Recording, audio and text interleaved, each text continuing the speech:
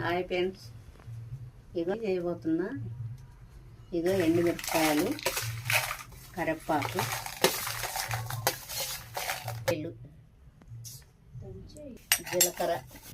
జీలకర్ర, పల్లీలు, ఎండుమిరపకాయలు, కరివేపాకు ముందుగా దంచుకోవాలి. వేసుకొని వాటితోనే మంచిగా దంచుకోవాలి.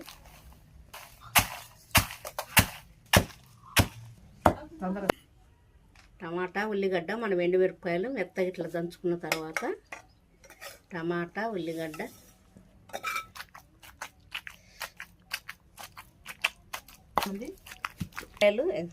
ఇదిగో ఉప్పు తొక్కు అంటారు. ఇది మా ఆంధ్ర సైడు చింతకాయ తొక్కు వేసుకుంటే కమ్మగా ఉంటుంది పచ్చడి. ఇదిగో ఇది కడతా కొంచెం వేసుకొని